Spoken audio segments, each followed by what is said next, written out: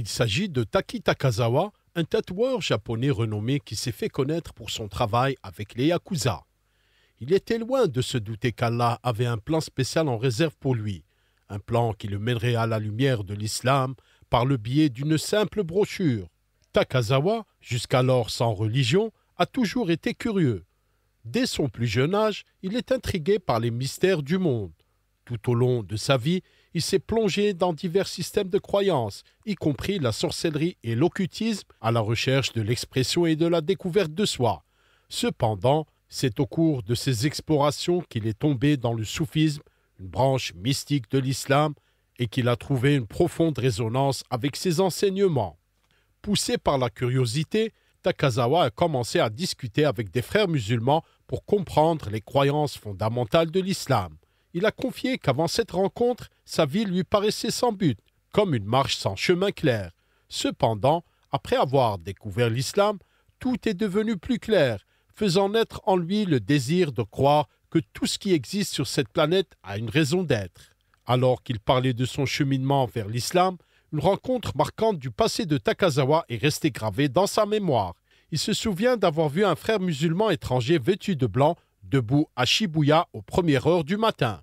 Cet homme invitait les gens à se convertir à l'islam et a tendu une brochure à Takazawa. À sa grande surprise, l'homme l'a également invité à réciter les chants islamiques accompagnés d'explications en japonais. Ils ont chanté ensemble brièvement avant de se séparer, laissant Takazawa intrigué par l'identité et le but de cet homme.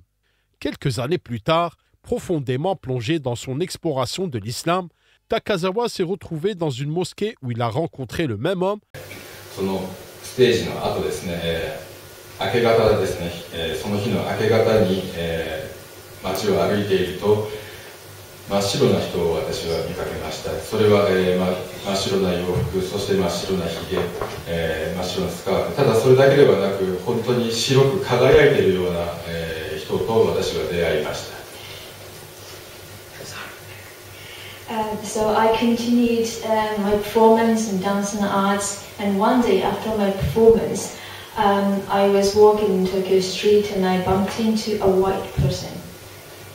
He was, of course, he was not just a white person ethnically, he is white. But, so he was dressed in white robe and his beard was white, but his whole presence was shining with that kind of whiteness. そして、その人は私に、一つの紙を渡してそこに書いてあることを唱えなさいと言いました。で、そこに書かれていたのは、ライラハイララムハムドラスルラということです。Qui lui a remis une brochure à Shibuya. Des personnes connaissant l'histoire d'Abdullah Taki l'avaient raconté à l'homme, qui semblait sincèrement satisfait.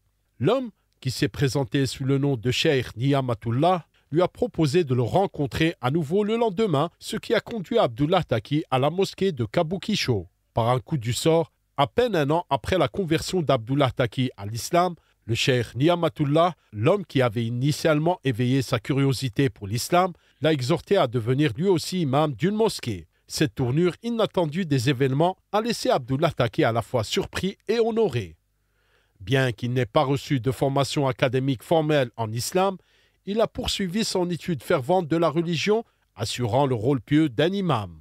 Le parcours remarquable d'Abdullah Taki l'a mené sur un chemin spirituel profond qui l'a conduit à une invitation à accomplir le Hajj à la Mecque en 2008, gracieusement offerte par le gouvernement saoudien.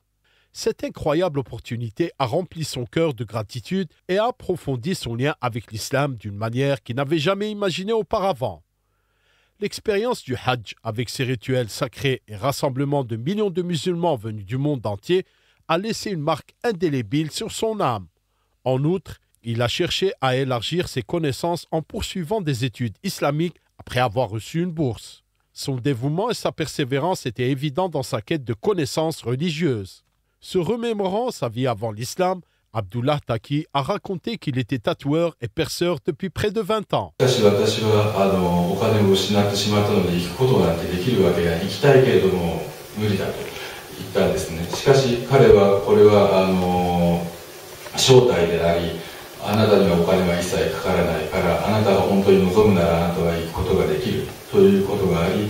私は本当に驚くことだったんですけれども、その初めて、ムスリムになってその1年も経たないうちにハッジに臨むことができました。Au départ, il s'agissait d'un simple passe-temps, tout comme son exploration de la religion. Il avait l'habitude de marcher avec assurance dans la rue, affichant fièrement sa coiffure à la mode et ses tatouages avec ses chemises manches courtes. Cependant, après avoir embrassé l'islam, il a subi une transformation étonnante. Il n'abhorrait plus de coiffure élégante, choisissant plutôt de se couvrir la tête d'un serban. Bien que ses tatouages soient restés sur son corps, il les dissimule désormais sous les djoubas à manches longues, adhérant ainsi à la pudeur prescrite par sa nouvelle foi. Malheureusement, certaines couches de la société perçoivent le tatouage et le piercing comme intrinsèquement mauvais sans vraiment en comprendre l'essence, tout comme certaines personnes associent à tort tous les musulmans au terrorisme. Abdullah Taki, en raison de ses propres tatouages, a également dû faire face aux critiques de ses frères musulmans. Alors que de nombreux Japonais apprécient et soutiennent le port d'une barbe complète et de vêtements arabes traditionnels, leur opinion a changé lorsqu'ils ont remarqué ces tatouages. Abdullah Taki se rend compte que les humains ont tendance à percevoir les choses à travers les prismes des préjugés, incapables de voir au-delà des apparences superficielles. Cependant, il a développé une attitude résistante, trouvant de l'amusement dans ses rencontres. C'est ce qui rend l'histoire d'Abdullah Taki si captivante. C'est son attitude inébranlable et son engagement à défier les normes sociétales. タトゥーやボディピアスの仕事はだいたい20年前から始めてます。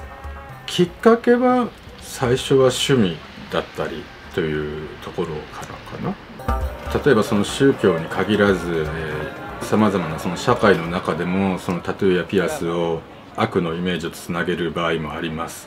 でまた逆に Malgré les nombreux obstacles et les pressions de la société, il est resté inébranlable dans sa quête de vérité et d'épanouissement personnel. Sa foi profonde l'a guidé et lui a permis de surmonter les difficultés et d'en ressortir plus fort que jamais. Pour lui, vivre selon sa foi signifie embrasser l'apprentissage et défier les préjugés. Bien qu'il ne se considère pas comme un musulman parfait, Abdullah Taki reste ancré dans la réalité, même s'il cherche à éveiller la conscience des gens. Malgré son mode de vie peu conventionnel, Abdullah Taki vise à remettre en question les normes et les préjugés de la société en s'efforçant de démanteler les idées préconçues. En outre, il remercie Allah de ne plus être membre du Yakuza, un célèbre syndicat du crime organisé japonais, car il a trouvé un nouveau but et une nouvelle orientation à sa vie grâce à l'islam. Son histoire est un brillant exemple de la façon dont la foi peut transformer la vie d'une personne de manière remarquable. Elle nous rappelle avec force que juger les autres uniquement en fonction de leur apparence peut conduire à des malentendus et renforcer des stéréotypes préjudiciables. L'un des enseignements fondamentaux de l'islam est de traiter chaque individu avec équité et bienveillance, indépendamment de son apparence extérieure ou de ses antécédents. Le prophète Mohammed, paix soit sur lui, a souligné l'importance de se concentrer sur les qualités intérieures et le caractère d'une personne plutôt que sur son apparence extérieure. L'islam enseigne aux musulmans à incarner ces principes tout en invitant les gens à l'islam. Le parcours d'Abdullah Taki nous encourage à regarder au-delà des caractéristiques superficielles et embrasser pleinement la diversité des expériences et des parcours que les individus entreprennent dans leur quête de sens et d'objectifs.